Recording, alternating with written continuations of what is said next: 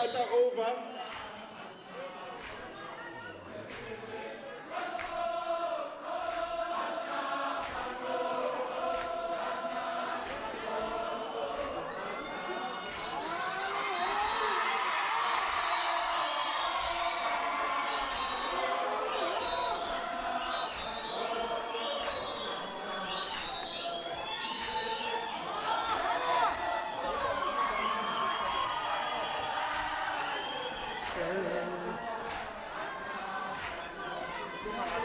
Enkosi baba.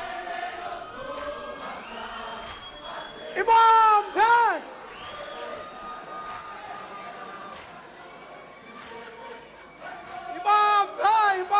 Ibambe.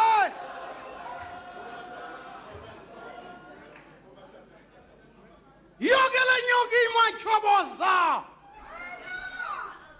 Ikwankwe sentshotshololo ziyasenkandla. Inkundleni enduma ngomfana ngaphambili. Samkela wena mfoka Zuma. Into yathwala inyembezi yawulahleka eSwazini. Yawuthi gagela usaka lento kaThambo. Alila madoda ekelengela. Yonke le mini yokwakhiwa kwe-Afrika. Sifuna usibalisele mfoka Zuma. Sifuna usikhwelizele mntoka mdaka. Usikalele ngesikhalo esenziwa nguPatrice Kalubumba. Mhlama Belgium amkhupha umphefumlo emtabangela. Sifuna usikalele ngesikhalo sendoka Gaddafi. Mhlaya kwengwa imikhosi yeNATO. Sifuna usikalele mfoka Zuma. Ngokwangaqongela kwezizwe zeAfrika. Kwakubangelwa intoni nibilaphi into kaKrame kaNkuma. Abelaphi eAddis Ababa. Senzele siyafungama. Viva OAU, viva! Viva African Union, viva! Viva ANC, viva! Ndiyatsho nangoku, i-ANC yawulawulwa kovalwa. Zawuqaqala zinkwenkwezi, hayikhongo digwe. Thank you very much. Ambandla, comrades, can we take our seats? We are out of time. If you can just cooperate with the program, please, Comrade Bopa. Thank you very much. Thank you, comrades. Comrades, let's strictly follow the program. We'll now be inviting the ANC Chaplain General, Reverend Vukile Mehana, to come to the stage. And he does so. The choir, please, can you move to the front so that then you'll be directed by him in terms of the songs that you will be singing as part of the opening ceremony. We will request the choir to lead us with this Alisei Dingalako, after which there will be a very short word of prayer from the Reverend in this province, after which the choir will lead us with a national anthem, and then after all what has been done, we shall do a short blessing of the flame to indicate the presence of God. We hand over to the choir.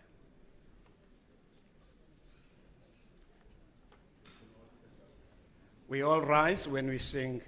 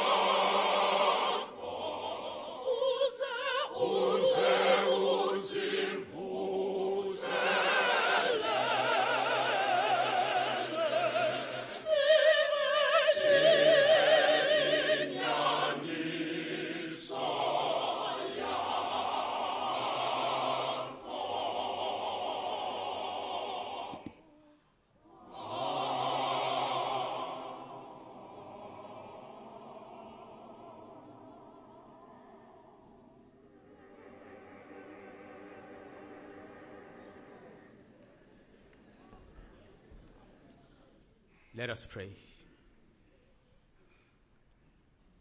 Loving and gracious Father, we come before you this afternoon.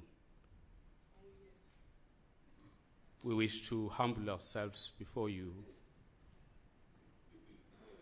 We thank you, O Lord, for the gift of life we now enjoy.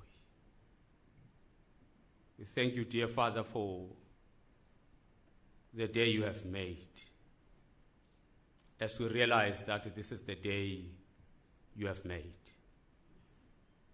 Lord, we invite your divine presence. We invite your divine guidance in this particular occasion. Lord, as we sing this song, we remember. Lord, as we come with this song before you, we bring our remembrance before you. Heavenly Father, may you be with us as we look forward and look back and remember where we come from as people of Africa, as people of South Africa, and in particular as the African National Congress gathered here, Heavenly Father. We wish to pray before you that you lead and guide our leaders.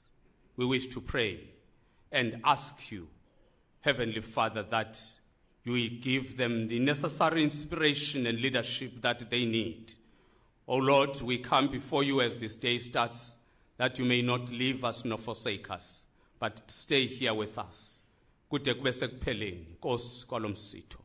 Ogqibela umthandazo kuwe Thixo, kuko kuba lead our leaders, guide our continent. Here are we, Father, in the name of the Lord Jesus Christ. Amen. We now invite the choir to lead us with the national anthem.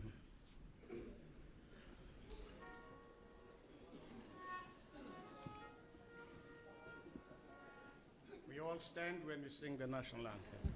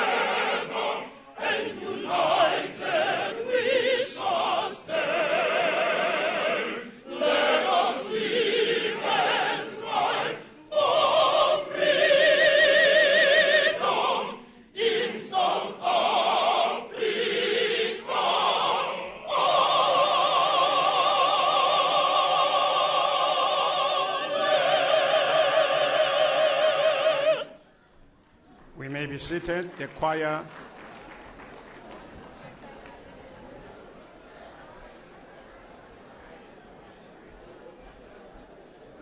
The choir. You are not supposed to go. Can you come back, please? There's one last item that will tell you when to do it. Thank you, comrades. My name is Obed Bapela. I'm the member of the National Executive Committee, chairperson of the ANC International Relations. and also in government, the deputy minister in the presidency. I'm just going to be doing this formalized program, but the program director will be introduced soon. We'll now, at this stage, invite the Centenary Flame people to start with their ceremony, whilst the choir is still standing here, to then march with the flame, because the ANC turned 100 years, as you all know, is now 101 this year. The song that the choir started with is a song in 1912 on the 8th of January in Mangaung, Bloemfontein in the Free State. This song was sung by those founding members of the African National Congress. Lisa Netting. Lisa Ting. Oh, young Shulage. That is the song, therefore, that was sung by our founding fathers and mothers in 1912. So the flame people, are you ready? And once the flame indicates the march, all of us will be standing in observance of that flame, the most sacred, symbolized event that the ANC so cherish, now that it's over 100 years old.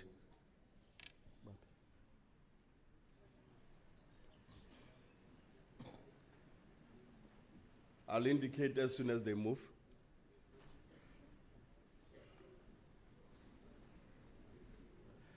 Those standing on the passage there, please, if you can clear the way, because they will be coming from the back. There comes the flame. Can we all stand in silence?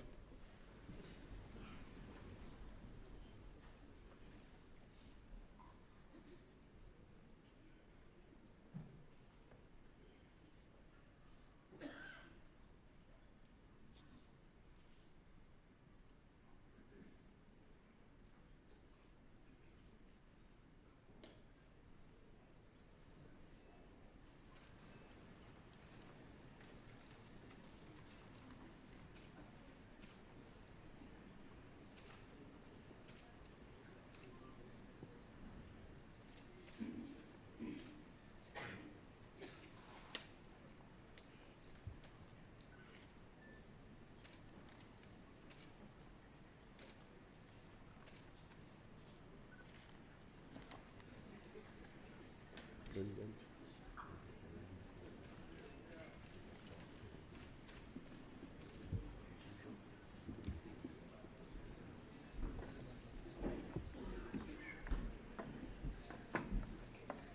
The President and the former Prime Minister of Togo, Mr. Kojo, will receive the flame from the veterans of the African National Congress.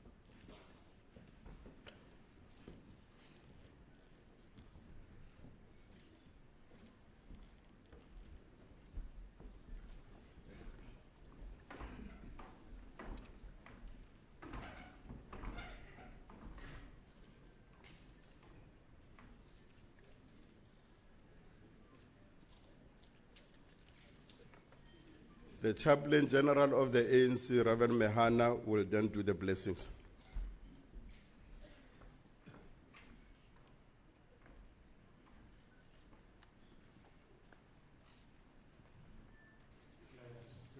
View of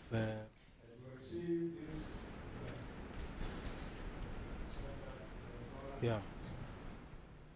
As you have been the beacon of light and led this organization for over 101 years. We submit ourselves to your care with the hope that you will continue to be with us. As we stand now at the beginning of this important occasion, we acknowledge your presence. Bless this and bless this light, which is you. Amen. You may all be seated. Thank you.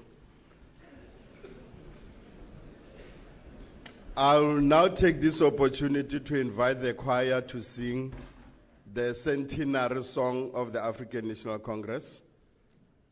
And as they do the singing, I'm inviting the national chairperson of the African National Congress, the ANC, Comrade Balega Mbete, to take over as the program director at the end of the song.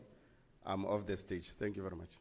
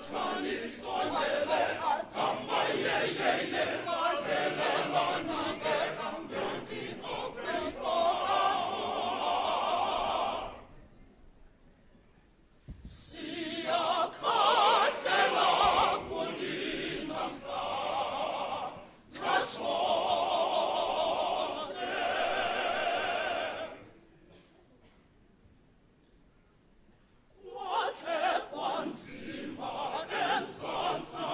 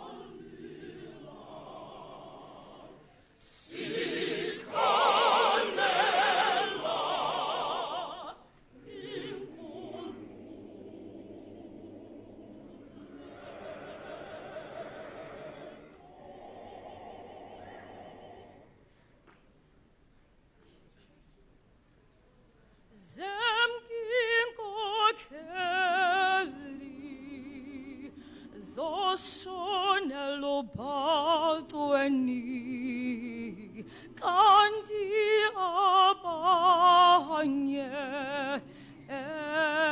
Robben Island mabingo mama ngenxa yamapasi ulusanalo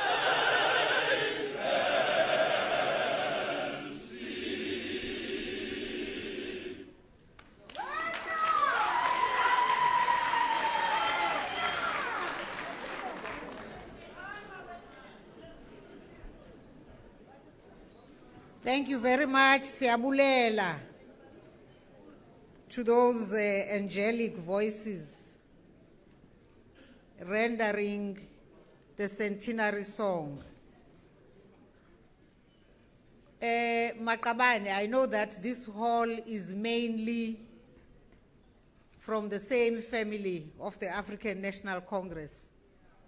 The only thing I enzanixela yona ileyo ba sinegotiate ixesha ne-SABC so that we align and we manage the program such that when they switch on for covering this event live at 3:30, the president would be standing here and beginning to address not just us in this hall, but the whole country. Nathi ke xa sekulayitwa i-TV sesijonge ngabantu abasemakhaya sizilumkele sibe bahle siqondakala uba hayi ngabantu bombutho aba ngabantu abazithandayo.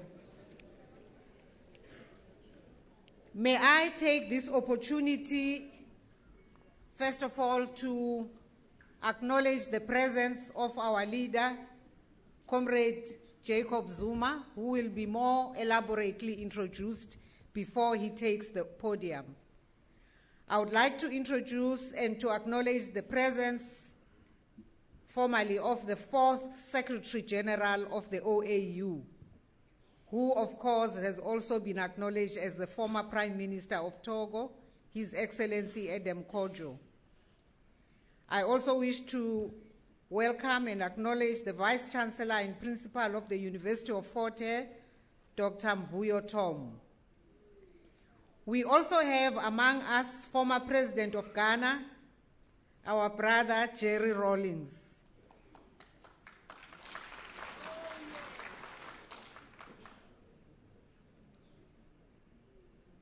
We have among us quite a number of members of the diplomatic corps who are sitting here in front, and you are also welcome. Forgive me for not enumerating who you are.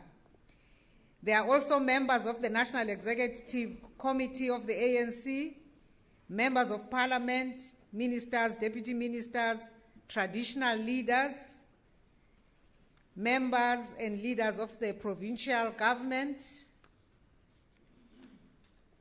and members and leaders of local government. Awubaningi abantu abala kule list.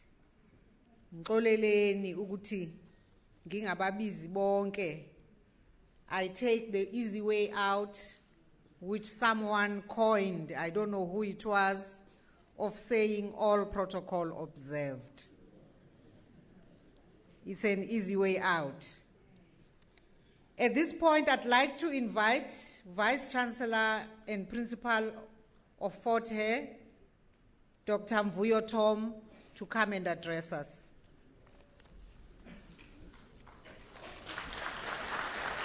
As he comes, I wish to say that he is a son of the Eastern Cape, this province. He is a medical doctor by profession.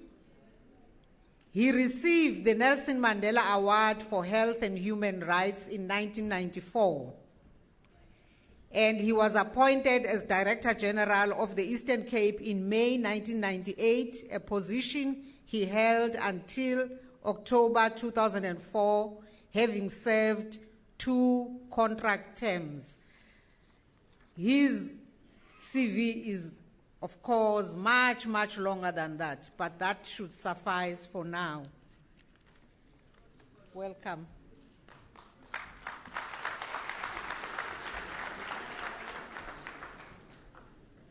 Thank you, Program Director and Chairperson of the African National Congress. Let me start by saluting Kumkani Maxhosa. Azwelonke. The President of the Republic of South Africa and of the ANC, His Excellency President Jacob Zuma, the former President of Ghana,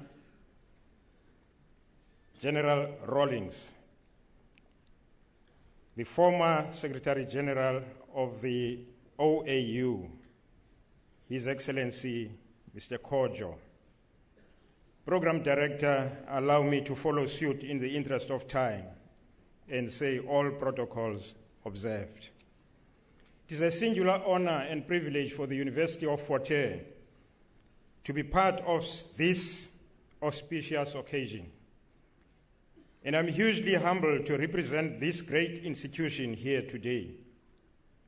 With the ANC having celebrated its centenary in 2012, and the University of Fort Hare to celebrate its own centenary in 2016, it may seem a very short period to look back at the 50 years of the Organization of African Unity and now the African Union.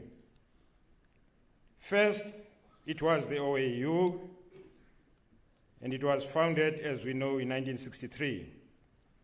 When one looks back at the 50 years, though, it is remarkable that the organization has survived after all the severe onslaught its member states suffered under apartheid colonialism in particular, and international colonialism and imperialism in general. The AU has survived because it carries the dream of many an African, the dream of a united, democratic, peaceful, socially and economically developed Africa. That is the dream of Seme, the dream of Nkrumah, the dream of Z.K. Matthews, the dream of Sobukwe, the dream of Tambo, the dream of Sekou Toure, Marcus Garvey, Dubois, and many others. That is the dream of pan-Africanism as an ideology, not as a partisan, separatist, exclusive, and divisive phenomenon, but as a unifying, humanistic, and forward-looking strategy.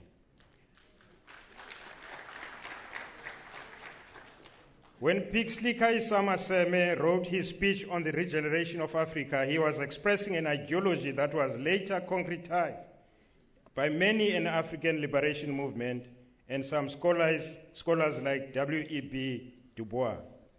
Nkrumah was at university when he and other African students like George Padmore, T.R. Makonnen, and Peter Abrahams, a South African, by the way, started organizing a Pan-African Congress.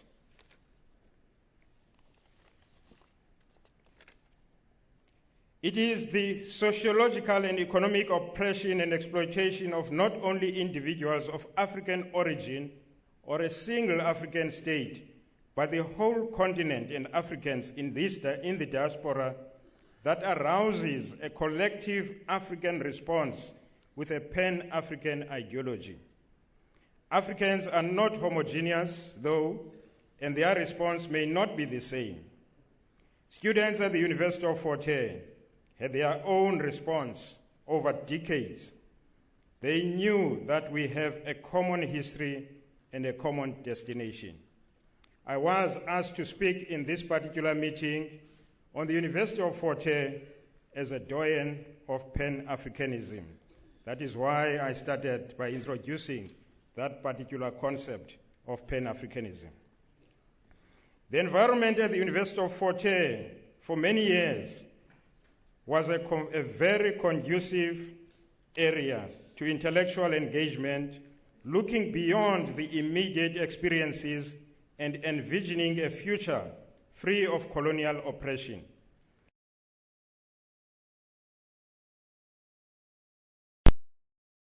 Intellectuals, Africans in particular. Their spirit has always filled that area, and it now spreads even to East London, where we have a campus since 2004. These are great intellectuals like Khubusana, Tiosoga, John Tengo Jabavu, S.E.K. Mkai, and others. Mkai influenced many a person, including our own in East London, in Mandela. the province of the Eastern Cape. It's a very cold day. It's quite raining here. As you can see behind me, the ocean is not happy at all, it seems. But we are here for the occasion of celebrating the Organization of African Unity, the 50th anniversary of this organization, as we know now that it has turned into the African Union. And as you can see, this is the venue where we're at, where it is we are expecting to hear President Zuma delivering this lecture to tell us more about what are the prospects for the African continent and the challenges that are facing this African continent. The event is already underway.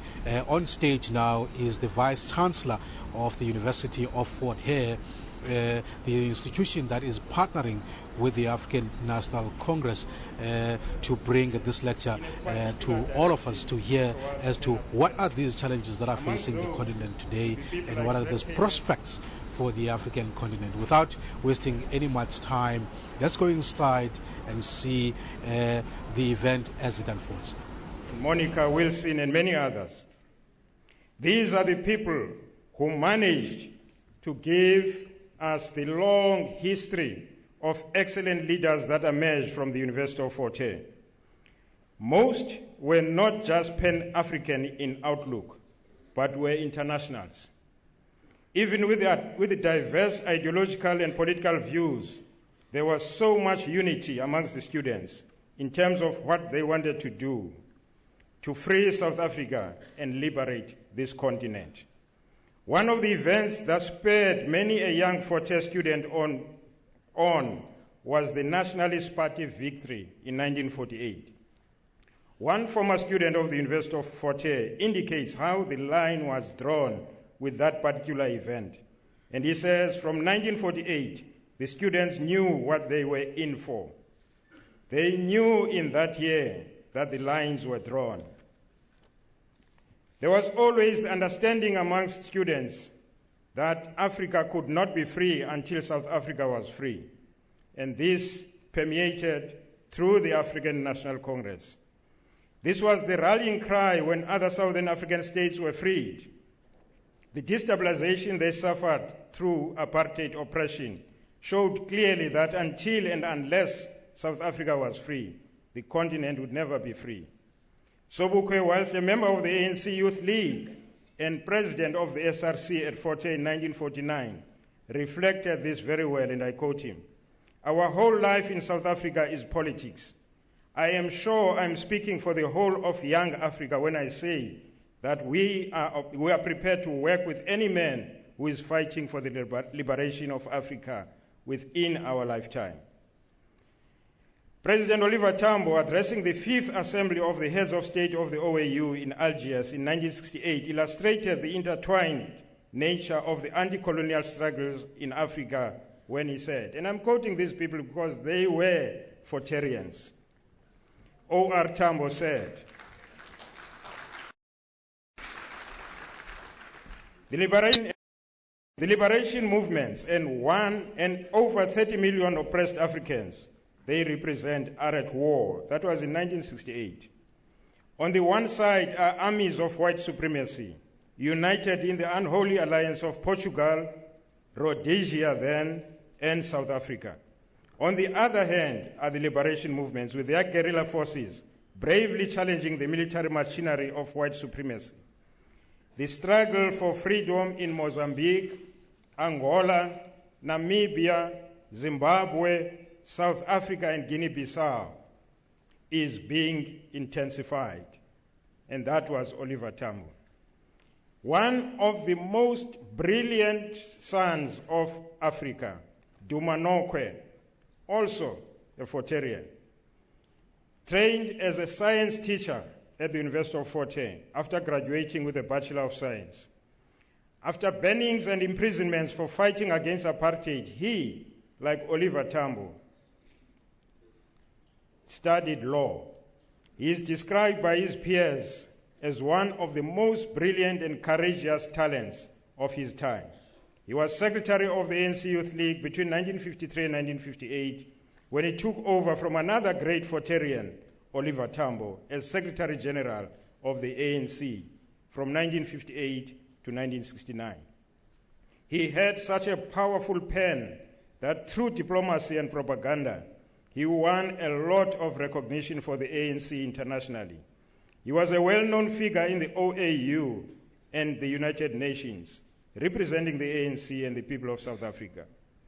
Chris Hani is one of those who epitomized the international and continental struggles fought by the University of Fort Hare former students. As a young soldier of Umkhonto weSizwe, he fought alongside ZAPU soldiers in Wanki as part of clearing the way for the liberation of Zimbabwe and South Africa. There are others like Zola Ngini, who was killed in Maseru in 1982. He had carried on with the struggle he started at Fort Hare and went to exile, where he continued to nurture and develop a new layer of leadership that emerged from the same universities, the likes of Tenjiwe Mtinzo, Silumko Sokupa, Gwenduna Vanda, Vusi Pigoli himself, Mazolo Mafu, Mbilo Maqhekeza, Sizwe Kondile, and many others. The caliber of students who made Fort Hare to be the doyen of pan-Africanism can be classified into two groups: those who were brilliant and courageous because of Fort Hare, and those who were brilliant and courageous in spite of the University of Fort Hare. Because you will know that after 1959, Fort Hare was wrecked by apartheid and was ruled by the Broederbond. But in spite of that, many a student of Fort Hare became courageous and brilliant, liberating not only South Africa, but the continent. As we approach the University of Fort Hare Centenary in 2016, the university must build on its own strengths and traditions and assert its unique contribution towards knowledge production and national development in line with the National Development Plan as a historical and heritage institution. Partnerships with all social formations, with government and with the private sector are required for the University of Fort Hare to reach its African premier university status. And we hope, as we move towards our centenary, all these formations will assist the University of Fort Hare to take its rightful place amongst all institutions and be the premier university of Africa. Happy 50th anniversary to the ANU. Thank you very much.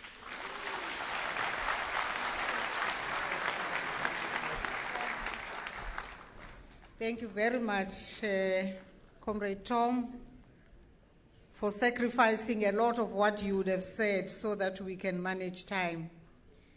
It is now my honor to invite the 4th Secretary General of the OAU, His Excellency Adam Kojo, who's also the former Prime Minister of Togo. He was twice Prime Minister of Togo. He was the professor at the Sorbonne University of Paris for 10 years. He published a number of books, the most famous being Africa Tomorrow.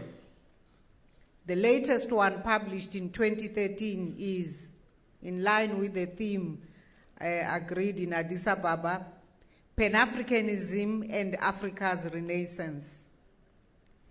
He is recognized by ECOWAS as one of the founding fathers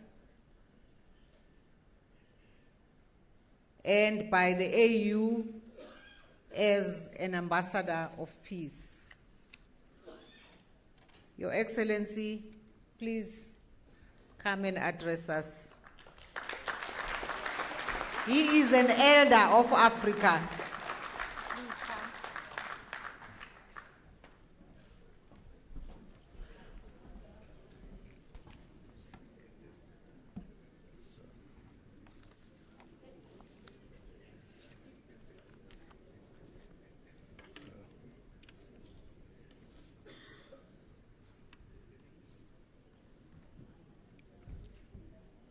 Excellency, Mr. President,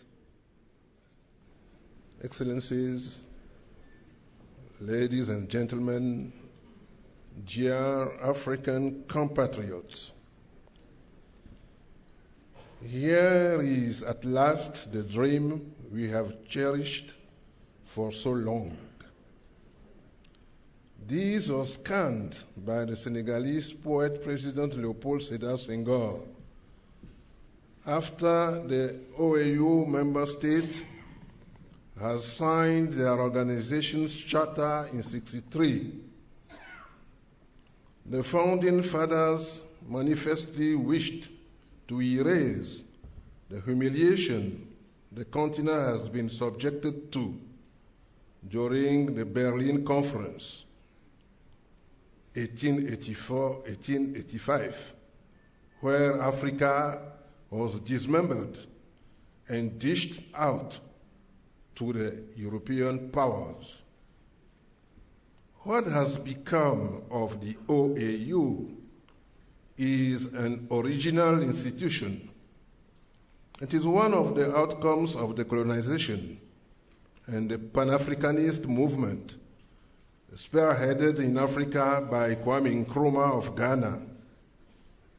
From 22nd to 25th May '63, 30 independent African countries meeting in Addis Ababa on the invitation of the Ethiopian Emperor signed the African Organization Charter, and thus was born the OAU, with view to consolidate the continent's political and economic union and to defend the sovereignty of the new nations.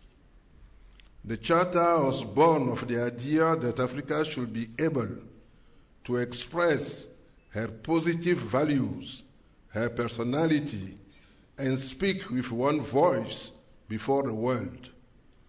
It proclaimed the equality of sovereignty of all member states, the principle of non-interference in the affairs of a member state, and the respect of their individual territorial integrity.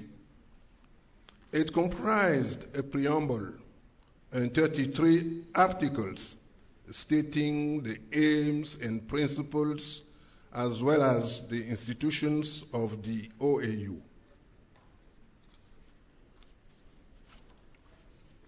The first resolution passed by the new organization concerned the struggle against apartheid and the fight of the liberation movements in the countries under foreign domination. During the '64 Cairo Summit, a resolution was adopted with respect to the sacrosanct principle of the intangibility of the borders inherited from the colonial masters. In spite of the enthusiasm which, among other things, was crystallized at the time by the beautiful picture of the Ethiopian Emperor Haile Selassie holding by the hand President Nasser of Egypt as he was entering his palace, many people remained skeptical in the face of the abundant issues dividing these head of state fresh from school. At least 3 dividing lines could be identified then. The first, historic in nature, is the separation of the white Arabs from the black brothers. The second, a residue of colonization, opposed the Francophones to the Anglophones. The third, which was more recent, was the opposition between the revolutionists of the Casablanca group, spearheaded by the Guinean President Sékou Touré, the Ghanaian Kwame Nkrumah, who advocated the creation of a federation of African states invested with governmental powers, a budget, and an army. And on the other hand, the reformist Monrovia group, led by William Tubman, the Liberian president, the Ivorian Houphouët-Boigny, and the Malagasy president Philibert Tirane, taking their cue from the Senegalese Senghor, opted for an Africa with separate sovereign states. Surely, Nkrumah, the visionary who stood for an ideal Africa, was acclaimed, but it was Senghor and Bourguiba who carried the day. The OAU and its General Secretariat were set up in Addis Ababa. The heads of state met once a year, but at the time it was necessary to envisage a common future for the continent as well as for her 230 million souls. The Tunisian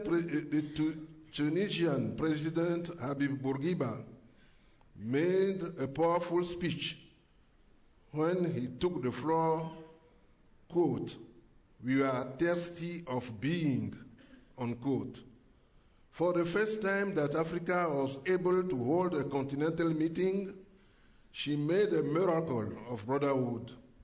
The whole world was taken by surprise, even though similar organizations had existed in the past in other parts of the world, Arab League, OAS, etc. At the Lomé Summit of July 2000, the OAU was transformed into African Union, the constitutive instrument of the African Union, whose early features had been defined at Sirte I in Libya, was finally approved and adopted in the night of July 11 to 12, 2000 by the head of state and government in attendance in Togo. The constitutive instrument was adopted during a solemn signature ceremony on July 12 by 27 of them. 2 years later, in 2002, the pinnacle ceremony of the creation of AU took place in the beautiful city of Durban, here in South Africa. On that day, May 23rd, in the year 63, in Africa Hall in Addis Ababa, the founding fathers' dream was to lead the continent to the attainment of a United States of Africa. It is over 50 years, and the dream has not yet come true. What has become of the AU today. As an interstate organization, African Union aims to coordinate the diplomatic, political, and economic actions of several independent and sovereign states. It was credited with many achievements and could still be credited with a certain success, namely, everything concerning the primordial and the first task of the effective liberation of our continent from the grip of colonialism and apartheid. It is an achievement which nobody can deny. It was made possible thanks to the efforts of the organization's member states and the support they were able to give to the Liberation Committee set up in Dar es Salaam in Tanzania. The liberation movements that in the past were at war with European colonialism or apartheid in South Africa were successful under the leadership of great South African personalities like Albert Luthuli, Govan Mbeki, Walter Sisulu, Nelson Mandela, the unforgettable, Ahmed Kadrata, Joe Slovo, Oliver Tambo, Alfred Nzo, and Johnny Makatini, these three who I had the honor and privilege to know personally during the struggle. The names of these men are henceforth printed in golden letters in the conscience of the African peoples. From the 30 states present at Addis Ababa, at the time the Organization of African Unity was created, today we can count 54 independent countries which can boast of having attained their political autonomy. Furthermore, it is necessary to point out all the conceptual work and all the normative outfit that the OAU had to deploy to ensure a better governance on the African continent. To promote the freedom of Africans in respect of the political powers and guarantee a certain management of the state, the Continental Organization made a number of remarkable laws, like the African Charter of Human and People Rights, adopted in 1981, the African Peer Review Mechanism advocated that it was indispensable that the development of Africa and the regional cooperation programs be subject to economic and political good governance. The Africa Peer Review Mechanism is a program of common consent voluntarily adopted by the African Union member states with a view to promoting and strengthening the high norms in the following 4 areas: democracy, political governance, economic governance, and governance of enterprise and socio-economic development level, and the setting up of the Peace and Security Council for the prevention, management, and resolution of conflicts. The setting up of the Peace and Security Council will also be decisive to address the problem of prevention, management, and resolutions of conflicts. It is the Peace and Security Council which, in conjunction with the person in charge of the AU Commission, today, Madame Nkosazana Dlamini Zuma, pronounces the penalty to impose on a state in the event of any anti-constitutional changes.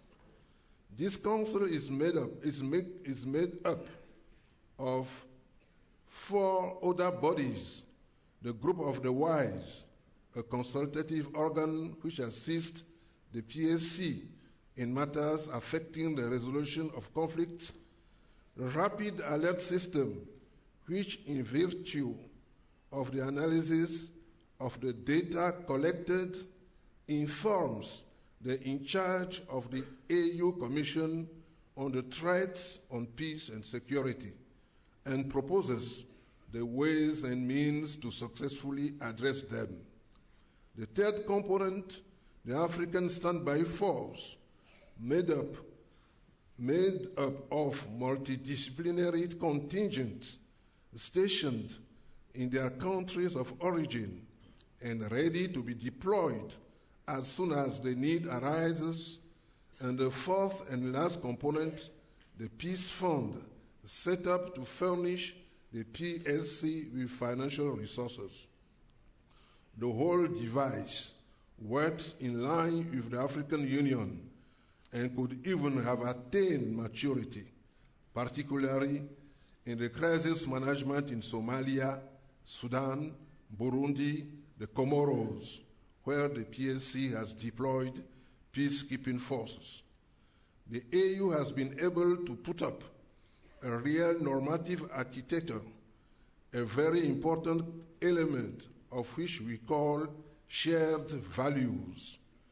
There are values based on democratic principles, fundamental and individual liberties, electoral transparency, and a governance that is different from what has been known so far on the continent. In this respect, it is interesting to note with satisfaction that since February 15, 2012, the African Charter on Democracy, Elections, and Governance has been adopted and begun to be put in force.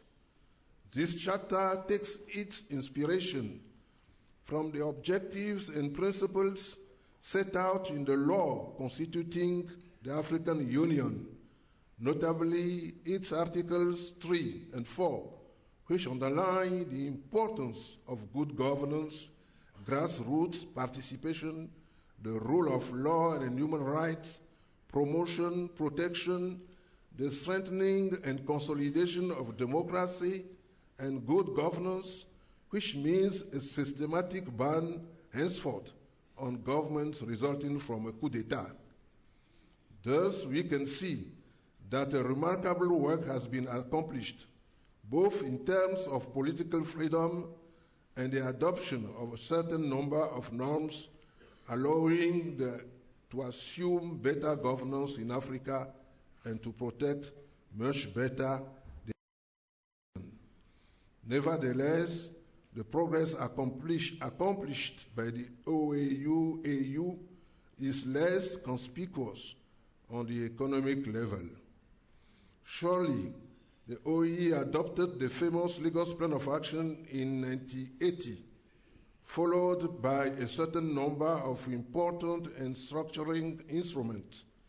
The AU, for its part, drew up the NEPAD, a synthesis between the African Renaissance thesis of the former South African President Thabo Mbeki, one of the historical figures of the liberation struggle, and the Omega Plan proposed by the former Senegalese President Abdoulaye Wade.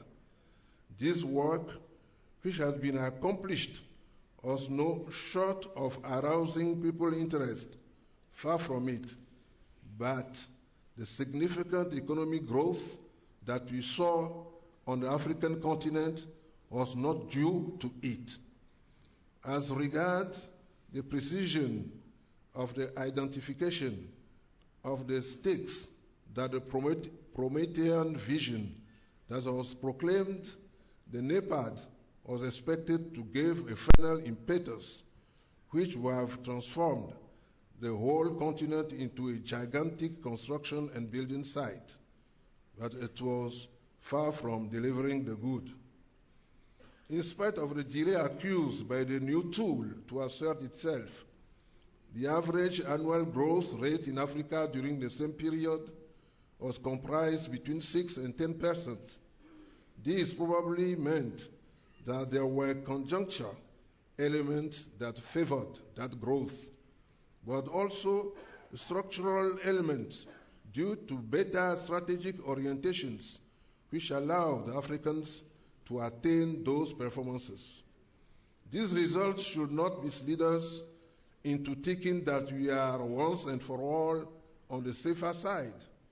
We need not to go from an excess of pessimism into only to fall into an excess of optimism.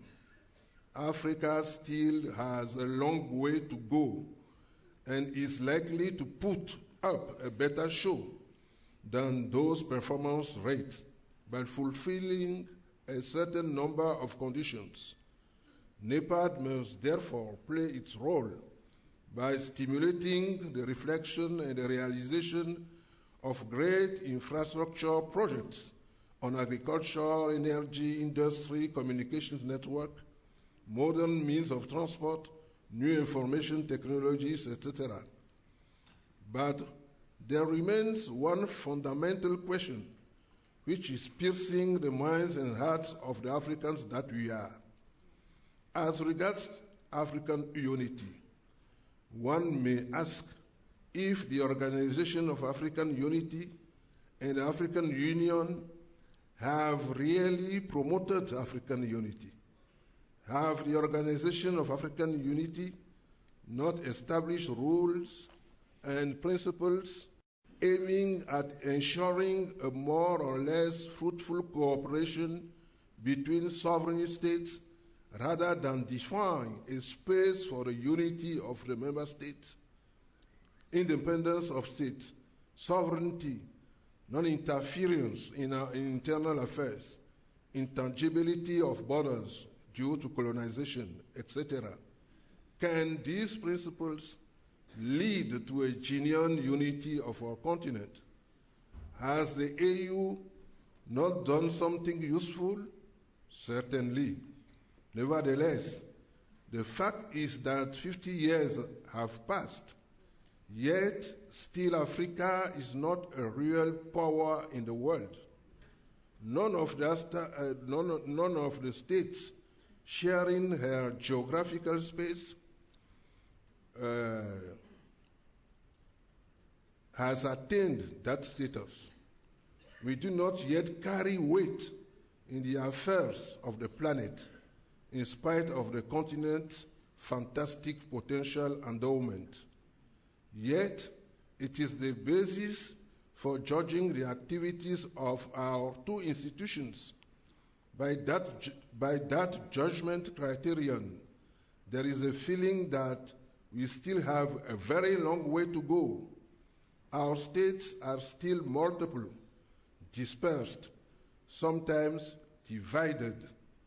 We are 54 states, and none of them has attained the critical geopolitical, the economic of the political mass, enough to constitute a big power in the world. Africa does not play a major geopolitical role because she has not yet secured her unity. So, what is the way forward? Of course, some people think that so far we have fared well. We have succeeded liberating the continent, good. Reaching understanding on diplomatic level, often. Being able to speak with one voice on the United Nations platform from time to time. But it does not seem to me that we are still fully in the middle of the ford and that we need to make great effort to go beyond the mere declaration of our national sovereignties. We must go beyond this assertion and try to construct something solid. We are indeed capable of constructing a federalism that will allow a better allocation of our resources, a better pool of our potentials, and a subsequent development more sustainable than can we see on the continent today. Others think that during the next 50 years, the AU must be dedicated to the People's Union rather than the union of the state. Surely, but I feel that the deadline set for attainment of this objective to be too far What really is the People's Union? People's Union is federalism. Our regional institutions has existed for many years. For instance, ECOWAS was created in 1975 and deserved to be much more structured than allows its present economic performance. After 38 years, in spite of the numerous project achievements, the ECOWAS has little grasp over the day-to-day life of many people in West Africa, let alone on their imagination. One can hardly see or hear many ECOWAS citizens talk of it or express their pride of belonging to it. If some rare persons talk of ECOWAS passport, it is to water down their enthusiasm immediately by the difficulties they meet when crossing the border and the humiliations they suffer in spite of the shibboleth. Can the same be said about the SADC or the ECAS in Central Africa? The People's Union means that the states do not limit themselves working for economic cooperation only, but transform themselves into political entities, regional federations, made up of federated states and one federal state. The potential and the force displayed by federal aggregates like Ethiopia and Nigeria, in spite of their imperfections, show much to our wish that this potential is not just virtual. In Southern Africa, too, a federal state can be constructed around the SABC, If we cannot build a federation with 54 states, why not go about it in regional basis? The unifications modalities, they must be created. They must be searched for. We have sufficient human resources, intelligent people to imagine some representations. We must keep away from the schemas that have confined us till now in these narrow frameworks of independent and sovereign state.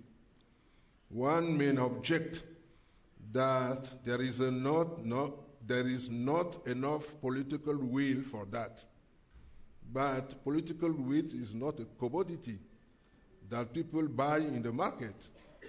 It has to be built and expressed regarding the stakes we perceive and the anxieties we feel when observing the world.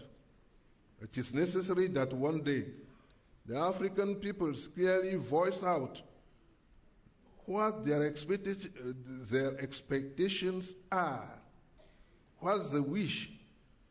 They who have never taken into account the borders, they who aspire to transcend them, they who every day happily stride across the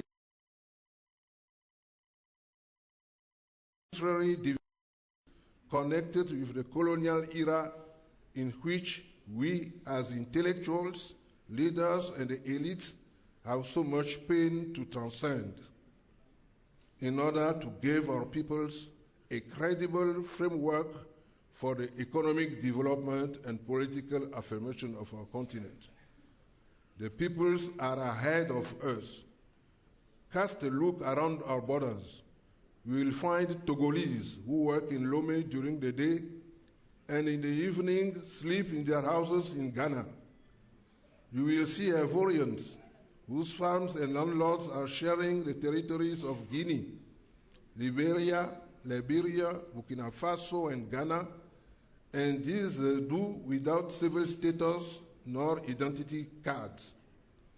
Our countries being in almost the same situation in virtue of their colonial history, it will not be difficult to imagine the same paradoxes at the borders of South Africa, Mozambique, Tanzania, Lesotho, Swaziland, and other countries in the sub-region. It is important to remember that these will be federal citizens in their infinite pragmatism adjust their movement according to the advantages offered by the exchange rates prevailing at these borders, as their imagination already has a grasp on one virtual territory and one common currency.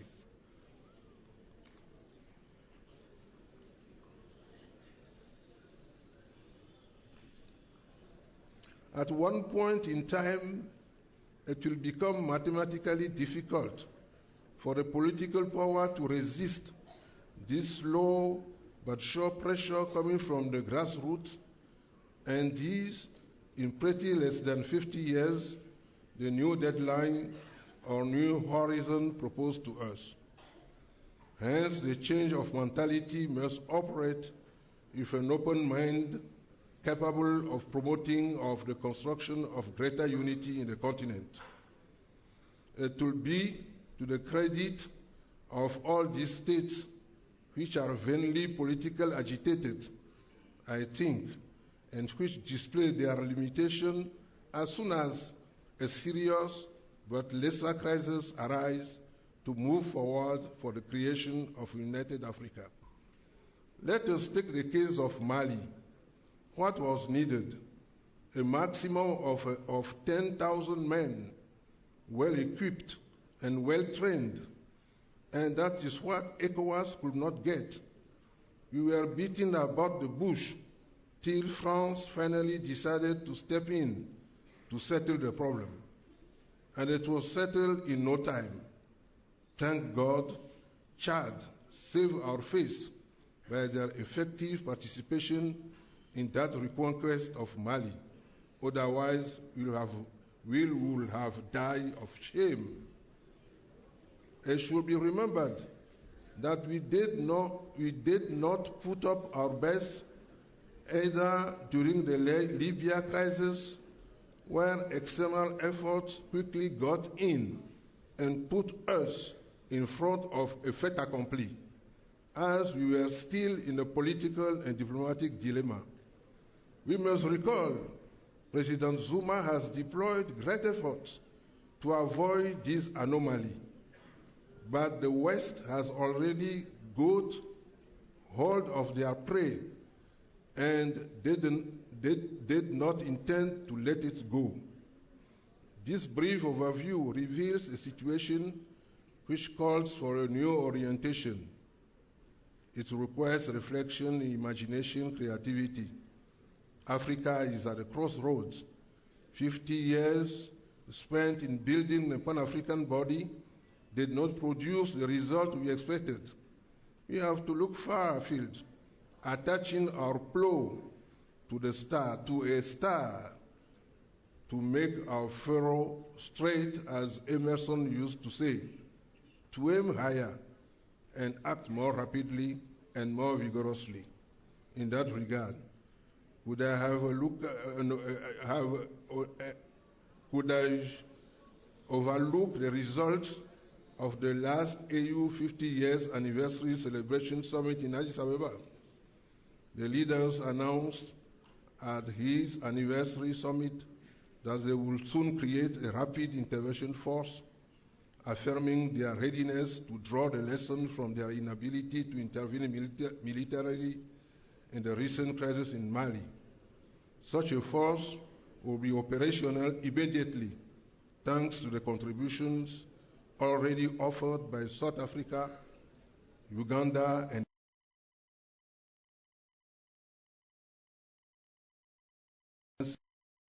to this force will be made quickly on a voluntary basis. Dear compatriots,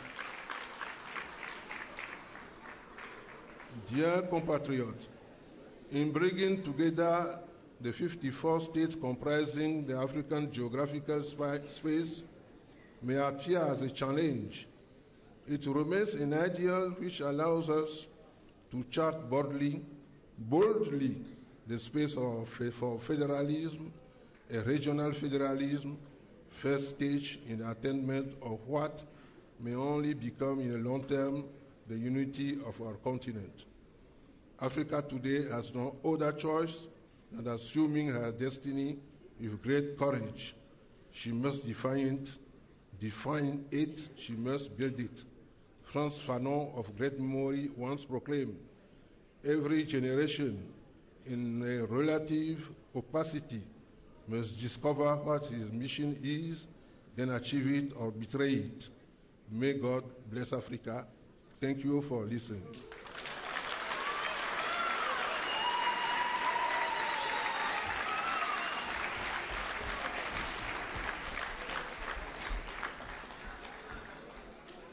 Thank you very, very much to our elder statesman from Togo.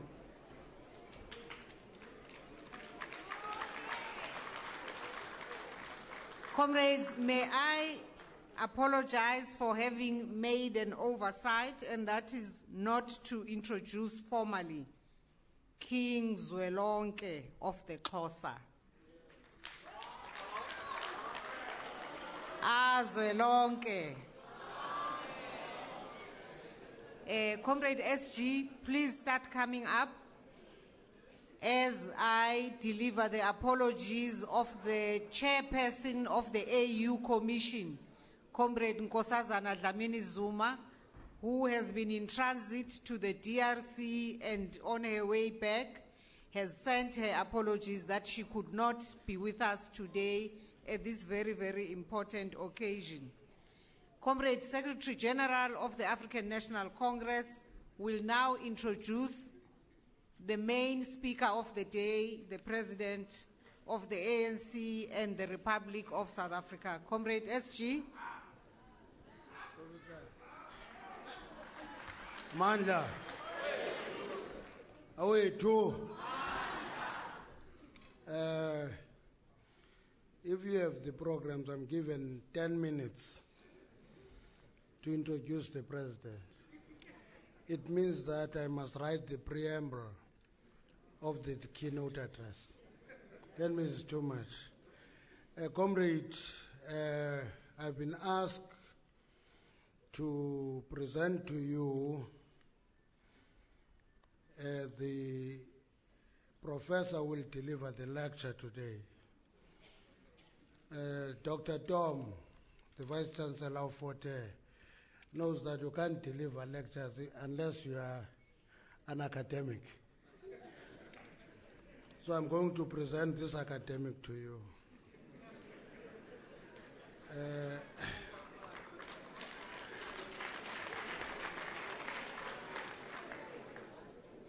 And now, many people will laugh at this. You know, in Limpopo, we said Professor Zuma, he went to Nigeria, he was awarded professorship.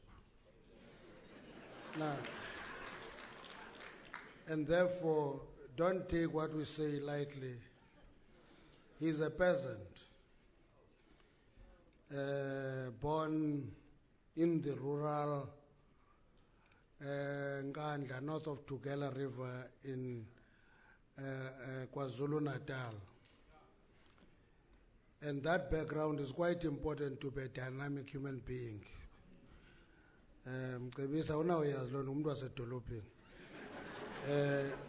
That peasant background balances you when things and chips are down. He's a worker. He's a trade unionist. He's a communist.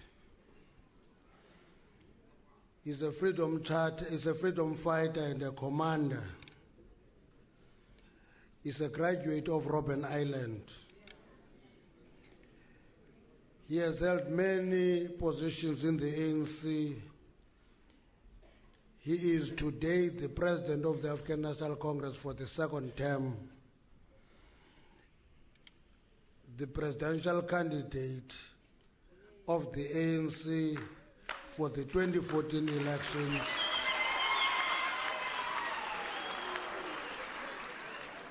the serving President of the Republic of South Africa, comrades, friend, international guests, everybody present here, I'm presenting to you Comrade Jacob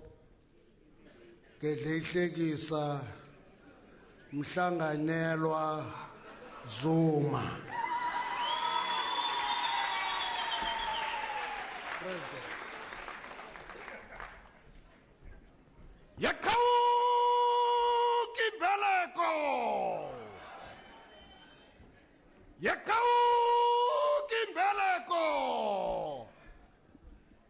Wapagama mshalazi makabane. Yapagama ikulu yalizwe batwata nani bafazi. Yalanto sisiti taku namhlanje. Nanga batwata na. Naba bafazi, naba bafazana. Nazinkosana. Nanga makabane kazi. Naba bantwana. Wela nake makabanu mshalazi. Oswazol makina la uhinja la maveliti. Oveteza kana puntu kubulungsala lukhatisa. Wapagama mongameli walizwe. Yalanto sisithi kakunamhlanje. He is the filament of freedom. He is the calyx of consciousness. He is the stem of our society. He is the calyx of consciousness. He is the coroner of people's cause. He is the answer of amicable solutions. There is no tomorrow without a yesterday. There is either no tonight without a yesternight. The bones of our ancestors are vibrating. The waves of African oceans are reverberating, propagating capabilities, the possibilities of flexibilities. Yalanta sisiti kakunamhlanje. Halala ANC, halala. Zitatili zizwe ngezizwe zase-Afrika. Timavila basebutswana besithi kakunamhlanje. Aripu pupa iya ipupa. Batete basemandle Afrika besithi. Karambanina kuyata gaita kura. Yalanta batetila nabasayangola besiti. Zungudan kala embwazo etino. Niastandi ndabandeham. Yo!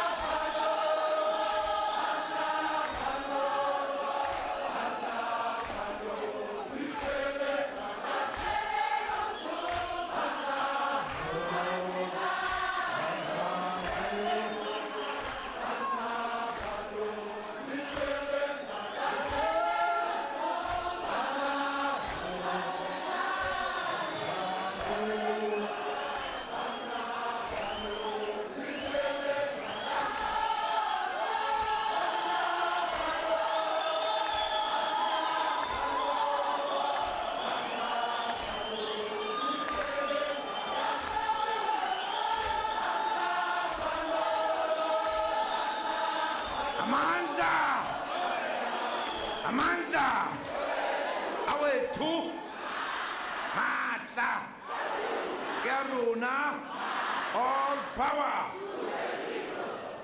siyabulela sokulonyawuzayo kasingwabi ndiye madoda emva kwakhetho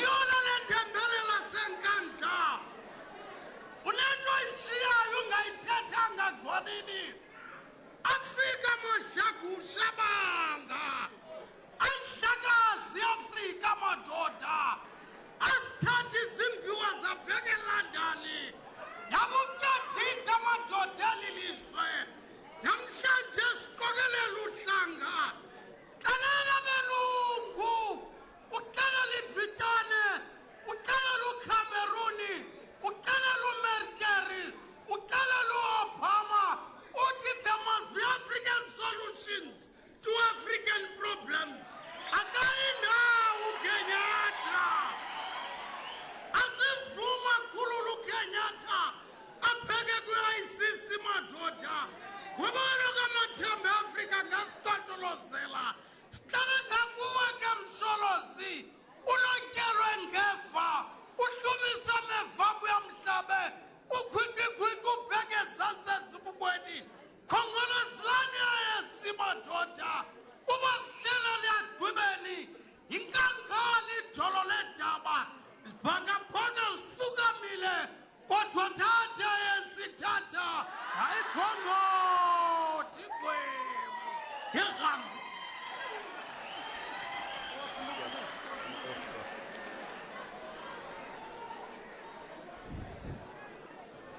senzeni na senzeni na senzeni na senzeni na oh senzeni senzeni na senzeni na senzeni senzeni na senzeni na senzeni senzeni na senzeni na senzeni senzeni na senzeni oh senzeni senzeni na senzeni na senzeni senzeni na senzeni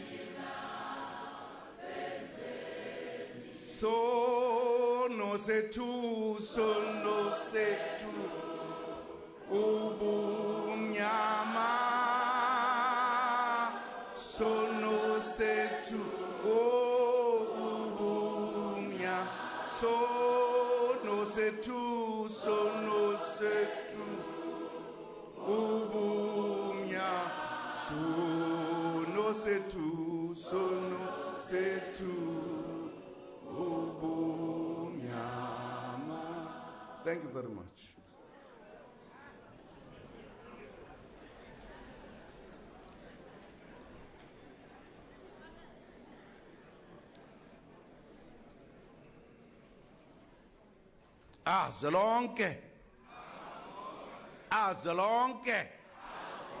Azalonke. Director of the program, our national chairperson, Vice Chancellor and Principal of the Forte University, Dr. Mvuyo Tom, ANC officials and members of the National Executive Committee of the ANC present here, leadership of the ANC at all levels, and the alliance in the Eastern Cape province, former President of Ghana, our brother and friend who's with us here, former Secretary General of the Organization of African Unity, Ed Mkojo, members of the Diplomatic Corps, traditional leaders and religious leaders in our midst, representatives of the organized business and civil society, the SRC, university academics and students, comrades, friends, and compatriots. We bring warm African greetings from the National Executive Committee to this significant gathering for the ANC and the country. This meeting takes place just a few hours before we mark the 96th birthday of one of our most distinguished sons of Africa, the late former president of the ANC, Isithwalandwe Oliver Reginald Tambo.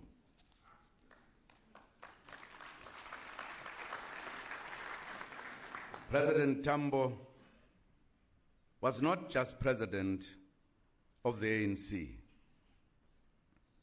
He was a leader of immense significance in the general affairs of the African continent as a whole.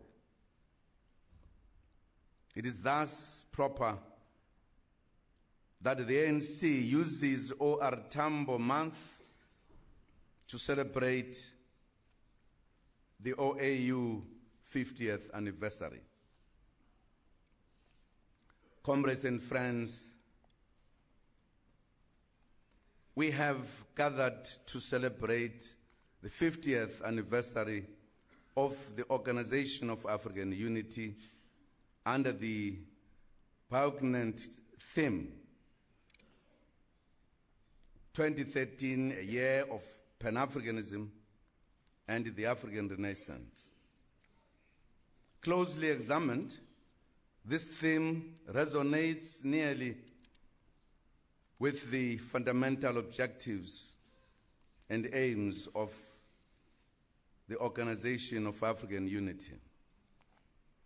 The theme takes us back to that historic day on the 25th of May, 1963, in Ethiopia, when prominent and revered founding members and fathers of the African liberation struggles descended on Addis Ababa and established an organization that would mark a turning point in the history of our continent, the African continent.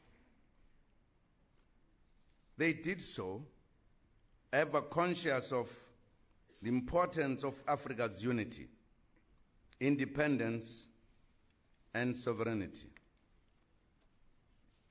The formation of the OAU was indicative of the strong resolve on the part of African leaders to free this continent from the shackles of oppression, whether economic or political. Prior to this, a history that is often not repeated, there had been activities in the continent that led to some organizations that were, in a sense, an introduction to the OAU. The PAFMECA, which later was changed to PAFMEXA to include Southern Africa. A discussion has been going on as to what should the Africans do faced with the challenge of liberating this continent. Some countries have been free, and therefore the mood and the feeling of liberating Africa was growing. The OAU was a culmination of such activities. The fathers of Pan-Africanism held a vision of a united, economically and politically emancipated continent at peace with itself and the world.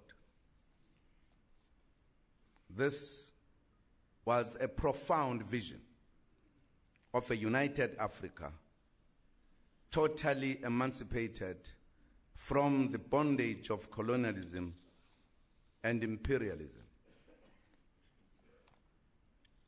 It is a vision which was championed by giants of the struggle such as Kwame Nkrumah, Julius Nyerere, Chief Albert Luthuli, Haile Selassie, Oliver Tambo, Patrice Lumumba, F.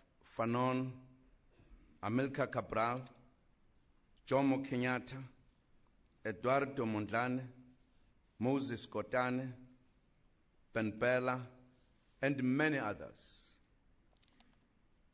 The formation of the OAU sent a clear message to the world that Africa had come of age and was therefore ready to be a continent driven by its own citizens, seeking and finding African solutions to African problems. There were some key principles that identified and underlined the formation of the OAU. It was to promote the unity and solidarity of African states who were free at the time. It was formed to ensure that the defense of the sovereignty, territorial integrity, and independence of African states and the eradication of all forms of colonialism. The OAU was also formed with the guarantee that all Africans will enjoy human rights and that their living standards will be raised. As the African National Congress, we are proud of the fact that our early founding leaders had begun articulating the vision of the African rebirth and unity much earlier. Former ANC President Pixley Kaizaga Seme's seminal article on the regeneration of Africa was written in 1906 when this spirit was raging not just in Africa, even outside of Africa, even before the formation of our glorious movement. It defined the African Renaissance profoundly. He had this to say, and I quote, "The brighter day is rising upon Africa. Already I seem to see her chains dissolved, her desert plains red with harvest, her Abyssinia and her Zululand, the seats of science and religion, reflecting the glory of the rising sun from the spires of their churches and universities. Her Congo and her Gambia whitened with commerce, her crowded cities sending forth the hum of business, and all her sons employed in advancing the victories of peace, greater and more abiding than the spoils of war." Unquote. It was a vision of an African rising an African shining and moving forward to unity and prosperity. Our task as the custodians of this overarching vision is to assess how far we have come as a continent in relation to these noble aims. We must take stock of the extent to which the ideals of the Founding Fathers enshrined in the Founding Charter have been realized. For as long as these ideals, which were put together more than 50 years ago, remain relevant today, the case for the existence of the OAU and AU remains intact. Also important is to remember that the real work began when Africa attained independence from colonialism. One of the founding fathers of pan-Africanism and the African Renaissance, Dr. Kwame Nkrumah, stated eloquently in his seminal speech at the launch of the OAU in May 1963 that real work begins after independence. He said, and I quote, "On this continent, it has not taken us long to discover that the struggle against colonialism does not end with the attainment of national independence.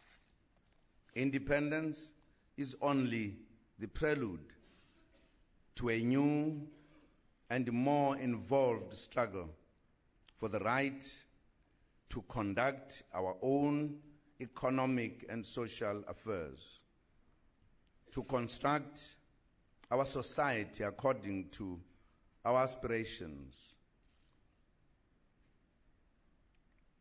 unhampered by crushing and humiliating neo-colonialist controls and interference," unquote. We are thus charged with the immense responsibility to jealously guard and never to betray the sacred cause of African freedom and independence based on fundamental human rights, dignity, justice, and equality. As we continue in our journey to properly define Africa's place in the world, informed by the shared dreams and common destiny of the peoples of Africa, we must always be mindful of the immense challenges Africa faces, mainly as a result of the actions of those who fear a united and strong Africa. Like any living organism, the Organization of African Unity evolved through the years and underwent the necessary changes, both in character and form, to make it more united, stronger, and effective. It is against this background that the OAU was disbanded on the 9th of July 2002 under the stewardship of its last chairperson, former President of the ANC and the Republic of South Africa, Comrade Thabo Mbeki. It was replaced by its successor, the African Union. The African Union is a much stronger organization capable of driving the African agenda. Through the AU, the peoples of Africa must reject any idea from outside the continent which seeks to foster an agenda of regime change in any African state.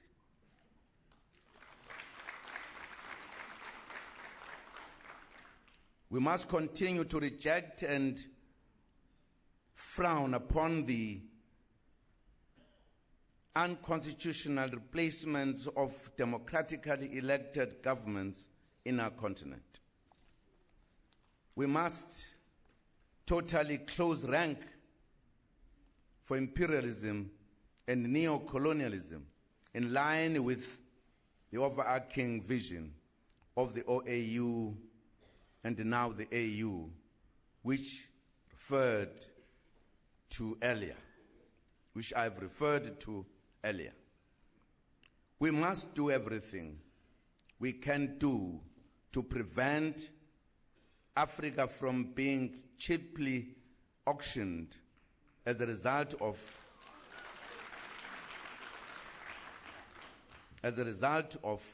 the ineptitude and lack of united action and resolve on the part of some of its leaders in safeguarding its vital territorial and sovereign interests. Compatriots, our position as the ANC is that the AU must be seized with the advancement of interests of a continent whose time has come. The mandate of both the OAU and the AU has always been clear and is determined by history. The OAU had to deliver African unity, freedom, independence, economic emancipation, and development. The achievement of these objectives still continue today under the banner of the AU. The mandates of these organizations have essentially been the same, but with a different emphasis at particular moments. But for these goals to be achieved, unity of the African continent still remains paramount. The OAU Liberation Committee worked tirelessly to assist liberation movements in the continent and advance the struggle for liberation, and the mission was partly accomplished when South Africa attained her freedom in 1994. Save for Western Sahara, the continent is free.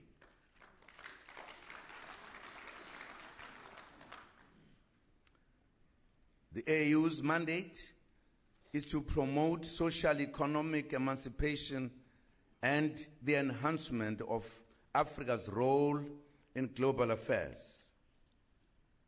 It must harness Africa's wealth for the benefit of the African continent. As the AU, we are executing these responsibilities under a more positive climate than that during which the OAU was in existence. Africa is one of the fastest growing regions in the world. It is no longer characterized as hopeless, but rather as a continent of hope and opportunity. The economic renaissance of the continent will be attained best through total economic integration of the African continent. Through the new Partnership for Africa's Development, NEPAD for short, adopted by the AU, an economic blueprint for Africa's development, a vision of the continent's development was shaped. Integration will enable Africa to grow the markets, allow for more diversification, and encourage the optimization of its resources. Greater regional and market integration will help lower transport costs, ensure that people, goods, and services are able to move more effectively and efficiently through the continent. To achieve greater integration, Africa is agreed that the provision of infrastructure is the key. Roads, bridges, rail lines, pipelines, power pylons, and plants, ICT, connectivity, cables, ports, and waterways are the underpinning arteries of growth. It is for this reason that we have adopted the Program for Infrastructure Development in Africa and the Presidential Infrastructure Championing Initiative. PIDA calls for an acceleration in infrastructure provision. We have identified certain heads of state to champion priority infrastructure projects to give strategic political impetus to this process under the auspices of PICI. South Africa champions the North-South Corridor, road and rail construction projects from Durban to Dar es Salaam. The infrastructure program provides a common framework for African stakeholders to build the infrastructure necessary for integrated transport, energy, ICT, and many other necessary components in the infrastructure. Transboundaries, water networks, to increase trade and create employment opportunities. Our view as heads of states is that we should soften the borders, if not really make Africans travel free instead of these borders that my brother explained that they were created after the Berlin Conference.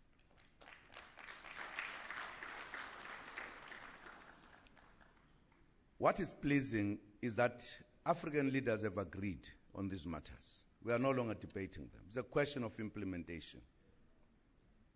We believe we need the intra-trade within Africa, that we should grow our economies among ourselves, and we are in the process to do so. 3 of the 5 regions, economic regions, are coming together in the continent, almost with more than half of the population of the continent. Through adopting these continental initiatives, African leaders have expressed a common vision and have also enabled Africa to speak with one voice and strive to reach common goals. To achieve this economic emancipation, Africa needs to continue to build on the work that has been done to connect Africans in the diaspora to their roots.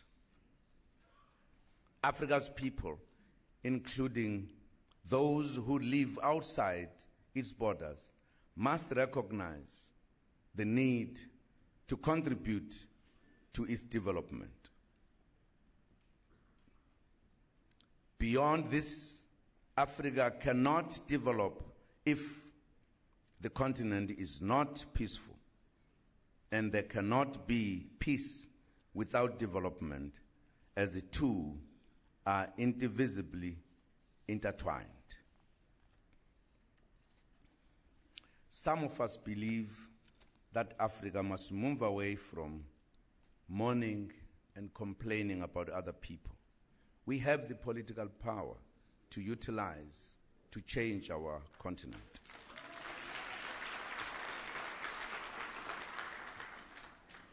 The peace and security efforts that the African Union is championing in the continent are important and should be supported by every member state so that we can achieve the goals of peace and stable Africa as envisaged by the founding leaders of our OAU and the African Union.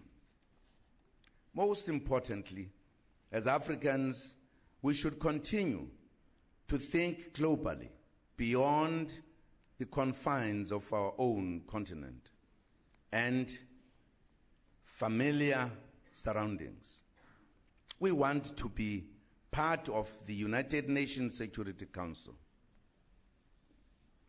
We want to see an urgent transformation of global economic institutions such as the World Bank and the International Monetary Fund.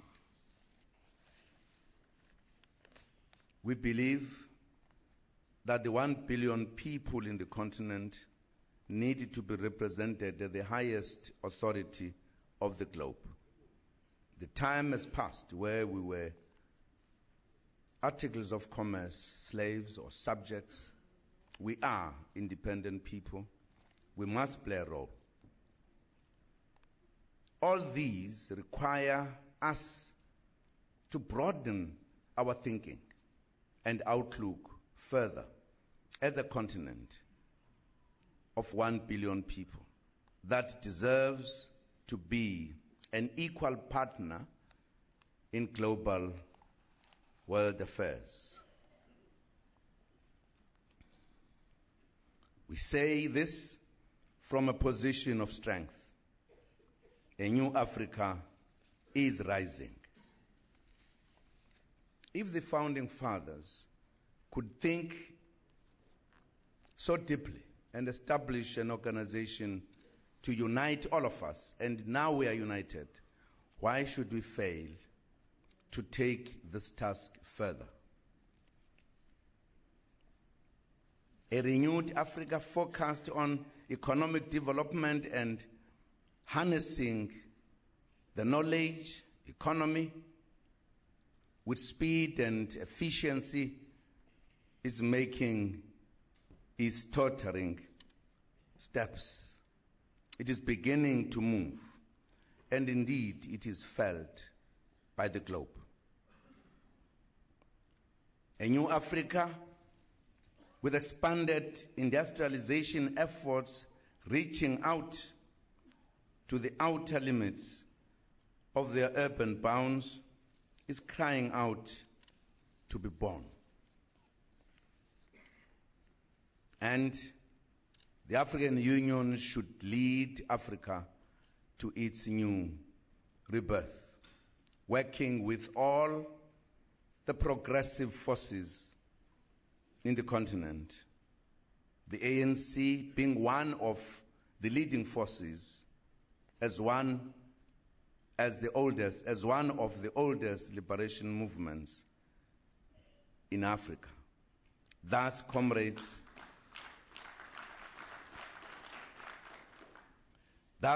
and friends, as we celebrate this historic golden jubilee of self-giving by our founders, we should rededicate ourselves to the quest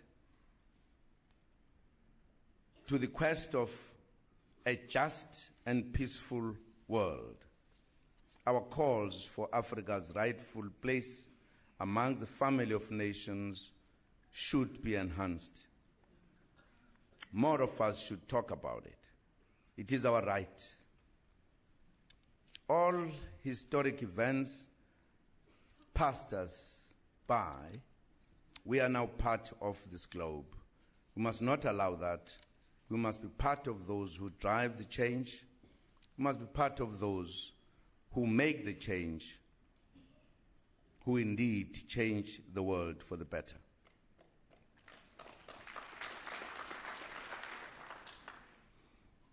I believe, as we said, we'll celebrate 50th anniversary for the whole year. We must have meant that we need to exchange views, to take decisions, to influence the world in a particular way. This window of opportunity must not pass us. We must take advantage of Africa's rise and drive it even more, and make an impact in the global affairs. Our calls for the reform of the governing global order should be intensified for our peoples to enjoy a better life. Africa should declare war against poverty, disease, illiteracy, famine, and inequality. For a continent as richly endowed as Mother Africa, the chronic challenges of children dying of malnutrition, hunger, and treatable diseases should be unheard of in our continent.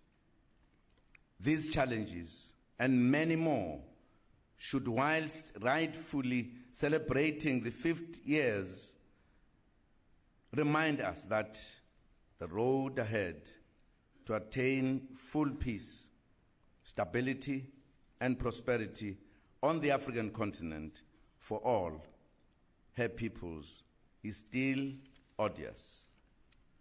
We are confident that in 2063, Africa will be a world leader, setting the standard for inclusive economic development that benefits the people as a whole. Democratic governance and a humane and just social order. Only then shall we truly say that Africa is at peace with itself and the world. Let us close with words of wisdom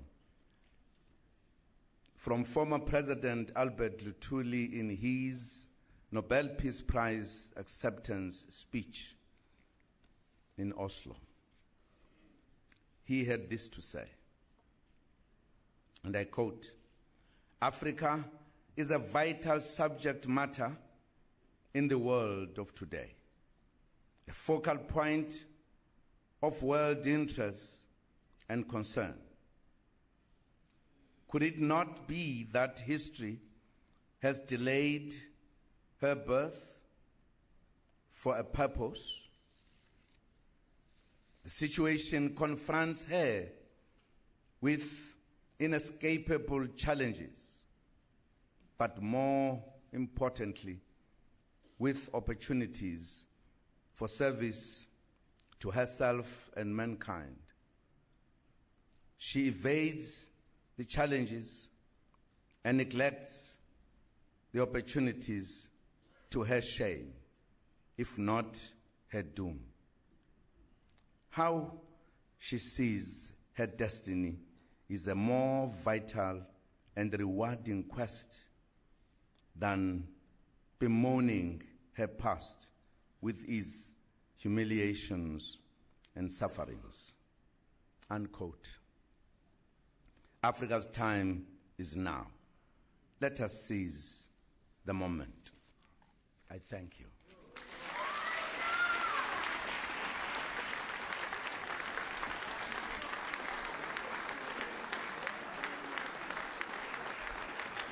Oh, Hinda. lendlela esihambayo ohinde lendlela esihamba ohinde lendlela esihambayo ohinde lendlela esihambayo washumandela kubalandeli bakhe wathi sodibana nge-freedom day washumandela kubalandeli bakhe wathi sodibana nge-freedom ohinde lendlela esihambayo ohinde lendlela esihamba ohinde lendlela esihambayo ohinde lendlela esihambayo washumandela kubalandeli bakhe wathi sodibana nge-freedom washumandela kubalandeli bakhe wathi sodibana nge-freedom ohinde lendlela esihambayo ohinde lendlela esihamba ohinde lendlela esihambayo ohinde lendlela esihambayo washumandela kubalandeli bakhe wathi sodibana nge-freedom washumandela kubalandeli bakhe wathi sodibana nge-freedom phinde lendlela esihambayo phinde lendlela esihambayo phinde lendlela esihambayo phinde lendlela esihambayo washumandela kubalandeli bakhe wathi sodibana nge-freedom washumandela kubalandeli bakhe wathi sodibana nge-freedom day phinde lendlela esihambayo phinde lendlela esihambayo phinde lendlela esihambayo phinde lendlela esihambayo washumandela kubalandeli bakhe wathi sodibana nge-freedom day washumandela kubalandeli bakhe wathi sodibana nge-freedom day ohinde lendlela esihambayo ohinde lendlela esihambayo amandla awethu inde lendlela esihambayo inde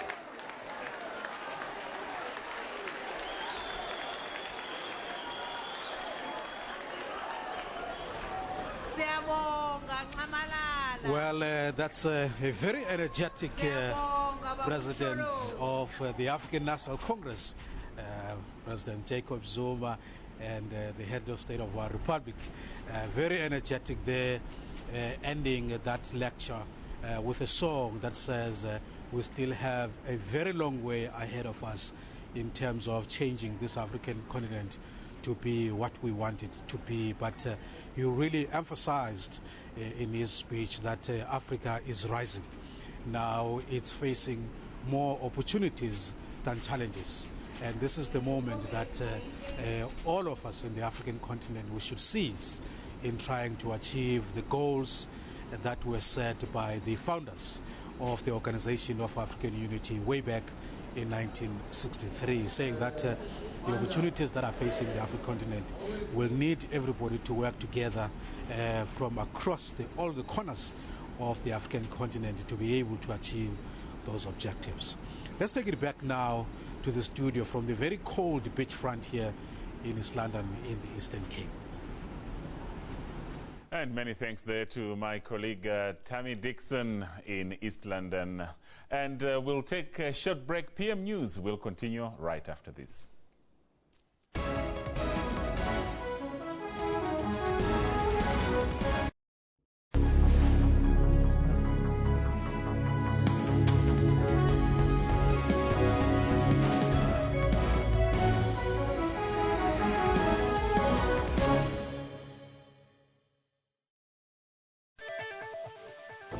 What time is it? It's question time. I do not trust your criticism because, after all, you don't like the members of this committee. Why should we believe that you're going to like anything that they come up with? We can't trust the Professor Njabule Ndebele, who was the Vice Chancellor of Cape Town. Bani Pichan was the Vice Chancellor of UNISA. That's question time with me, Mpho Tsedu, Monday to Saturday, 5:30 p.m. on SABC News.